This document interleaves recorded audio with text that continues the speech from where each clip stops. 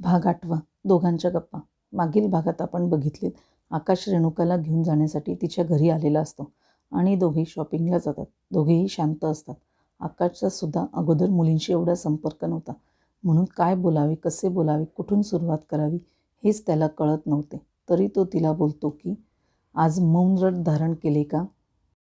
त्याच्याकडे बघून ती गोड स्माईल करते. तिच्या स्माईलमध्ये तिचं रूप पाहतच राहावं असं त्याला वाटतं. म्हणून तो सहज म्हणतो की आज काही गाडी चालवणे मला जमणार नाही. ती पण आगाऊच असते. अगदी भोळेपणाचा आव आणून सांगते की बरं झालं मी परत. तो अगदी घाबरून म्हणतो, अगं तसं नाही. त्याची तशी दमछाक झालेली स्थिती बघून तिला हसू येते. ती त्याच्याकडे पाहतच असते. तिला समजून येतं की मुलींना ओळखण्याच्या बाबतीत आकाश खूप भोळा आहे. त्याचा मुलीशी कधी संपर्क झालेला नसतो. त्याच्या कंपनीत मुलीही होत्या कामाला, पण तो सहसा त्यांच्याकडे लक्ष द्यायचा नाही. अर्जंट असल्यास तरच फक्त कामाविषयी बोलणे. गाडीत ते गप्पच होते. एखादा शब्द बोलायचे. त्याच्या मनात आलं की ही त्या दिवशीची झाशीची राणी आहे का खरंच? खूप बडबड करणारी बडबडी मुलगी आज एवढी शांत का? असं गप्प राहणे बरे नव्हे. म्हणून काहीतरी बोलायचं म्हणून तो बोलू लागला. रेणुका, त्या दिवशीची तुझ्या स्कूटीचा काच फुटला होता, रिपेरिंग केलं का मग? ती म्हणाली हो. मनातल्या मनात हसू आलं. मनातच म्हणाली वा काहीतरी विचारायचं तर काय बोरिंग विचारलं. म्हणे स्कूटी रिपेरिंग केली का? खूपच भोळा आहे. रेणुकाने आकाशला विचारले, तुम्हाला माझ्याबरोबर का लग्न करायचं आहे? आकाशने तिच्याकडे चमकून पाहिले आणि पुढे गाडी चालवत शांतपणे उत्तर दिले, मला लग्नच करायचे नव्हते. माझा बिझनेस मला वाढवायचा होता. त्यात अडकल्यामुळे लग्नाबद्दल सध्या विचारच नव्हता. पण आई आणि डॅड मागे लागले की लग्न कर. बिझनेस आणि लग्नाचा काय संबंध? म्हणून आईबाबांच्या शब्दाखातर मी मुलगी बघून यायचं व काहीतरी कारण सांगून नाही सांगून द्यायचं असं ठरवलं होतं. तिने विचारलं मग? त्याने खाली मान घालून गोड स्माईल करत उत्तर दिले, इथे येऊन मी बघितले की ट्रॅफिकमध्ये माझ्या गाडीची जिच्या स्कूटीसोबत टक्कर झाली तीच मुलगी मला बघायला मिळाली. माझ्या नजरेत भरलेली, स्वभावानं कडक, भांडखोर, तरीही खूप गोड चेहऱ्याची. तिनेच अशी काय जादू केली की मला लग्न करायला होच म्हणावं लागलं. तो म्हणाला, माझं जाऊ दे, पण मी ज्या दिवशी तुला बघायला आलो त्या दिवशी तुझ्या चेहऱ्यावर 12 का वाजले होते? पूर्ण उदास. तुलाही लग्न करायचं नव्हतं का? तिने खाली मान घातली. मनात म्हणाली, साहेब जेवढे भोळे वाटतात तेवढे नक्कीच नाहीत. ती म्हणाली, नाही, सहज एकदमच पहिल्याच वेळेस मला नवीन पाहुण्यांसमोर असं सजून धजून जावं लागलं म्हणून थोडं ऑकवर्ड वाटलं होतं. बस एवढंच. आपण आकाशसमोर थोडं खोटं बोलत आहोत याचा तिला मनातच वाईट वाटलं. पण तिचं लग्न संसार टिकवण्यासाठी आवश्यकच होतं. तिला रियाने सांगितलं होतं तसं. आकाश म्हणाला, हो, म्हणजे एवढ्या भर बाजारात भांडण करणारी झाशीची राणी नवीन पाहुण्यांना घाबरते सुद्धा. ती खाली मान घालून लाजली. ते एका भल्या मोठ्या मॉलजवळ थांबले. एक सुप्रसिद्ध बिझनेसमॅन म्हणून त्याची शहरात ओळख होती. ते अगोदर ज्वेलरी विभागात गेले. त्यांना अंगठीचे अगदी सुंदर डिझाईन दाखवण्यात आले. दोघांनी अंगठ्या सिलेक्ट केल्या. नंतर ड्रेस मटेरियलमध्ये गेले. त्याने तिच्या आवडीचा, त्याला शोभेल असा सुंदर ड्रेस फिक्स केला. तिच्या कपड्यांची चॉईस त्याला आवडली. दोघेही मॉलच्या बाहेर निघत असताना तिला आईस्क्रीम शॉप दिसलं. आतापर्यंत त्या दोघांची चांगली ओळख झालेली होती. ती त्याला म्हणाली, तुम्हाला आईस्क्रीम आवडते? तो हसला. म्हणाला, नाही, गळा खराब होतो म्हणून मी थंड नाही खात, पण तुला आवडत असेल तर चल. दोघांनी आईस्क्रीम घेतलं. ती आईस्क्रीम अगदी मन लावून आवडीने खात होते. तो जवळ असल्याचा तिला थोडा वेळ भासच नव्हता.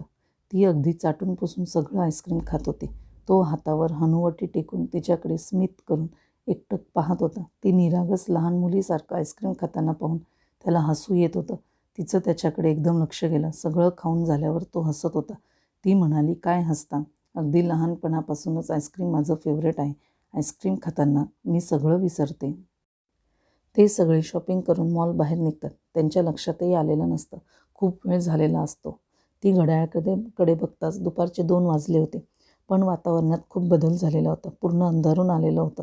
सकाळी 10 वाजता येताना चक्क ऊन होतं आणि आता ढग दाटून आलेले होते. पाऊस सुरू होईल की काय असं वाटत होतं. तो तिला म्हणाला, चल लवकर बस, बहुतेक पावसाला सुरुवात होईल. तोपर्यंत आपण लवकर घरी पोचू. ते पटकन कारमध्ये बसले. कार चालू झाली. बाजार सोडून अगदी मेन रोडला गाडी लागली. अचानक ढग जोरात वाजू लागले.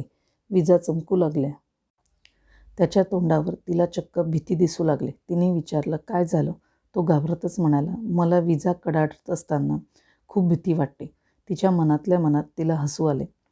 अरे एवढा मोठा माणूस, हा 6 फूट उंचीचा तगडा, याचं मन एवढं कसं काय नाजूक आहे? ती म्हणाली, अहो कडाडणाऱ्या विजांना मी घाबरायला पाहिजे आणि हे काय तुम्ही घाबरतात? तो म्हणाला, का तू नाही घाबरत? ती म्हणाली, बिलकुल नाही. मला पाऊस खूप आवडतो. पावसात भिजायला आवडते आणि कडक उन्हाळ्याच्या दिवसात हा अवकाळी पाऊस आला, कसं अगदी वातावरण गार झाले. ती बोलत असताना अचानक जोरजोरात पाऊस सुरू झाला. गाडी चालवणंही कठीण झालं होतं.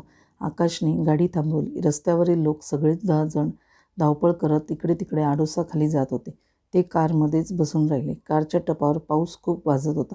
पावसाची पाने आत येत होतं म्हणून कारच्या काचा पॅक केल्या होत्या. सगळेजण इकडे तिकडे पळाल्यामुळे रस्ता सामसूम झाला होता. आता गाडीत फक्त दोघेच जण होते. रेणुकाला खूप लाज वाटत होती.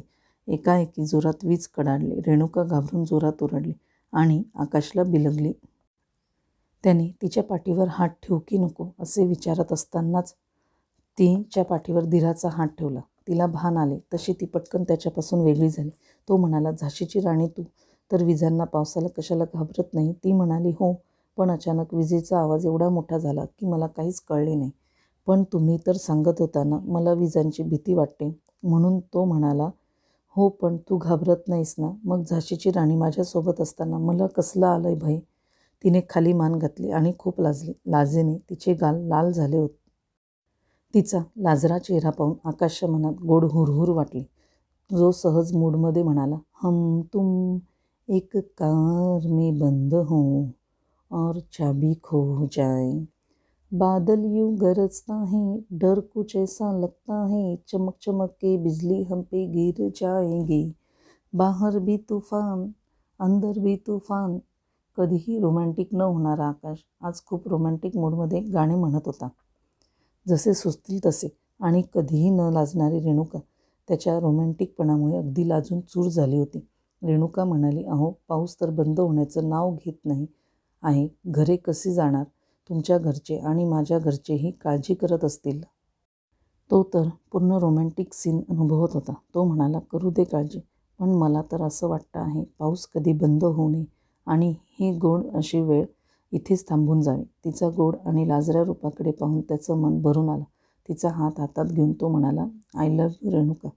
माझ्या आयुष्यात तुझे स्वागत आहे. माझ्या आयुष्याचं गोड स्वप्न आहेस तू. जीवनभर मला साथ देशील ना? आय प्रॉमिस, मी तुला कधीच दुखावणार नाही. प्रत्येक सुखदुःखाच्या प्रसंगी मी तुला साथ देईन. मला माहीत आहे, डॅडीने मला सांगितलं आहे, तुला आई नाही. आईविना तू खूप दुःख सोसलं आहे. मी तुझ्या डोळ्यात कधीच अश्रू येणार नाही याची काळजी घेईन. त्याचे बोलणे ऐकून तिचेही मन भरून आले. हो, मीही तुमच्यावर खूप खूप प्रेम करीन. अगदी आयुष्याच्या शेवटपर्यंत साथ देईल. तुमच्या प्रत्येक सुखदुःखात तुमची ढाल बनून उभी राहील.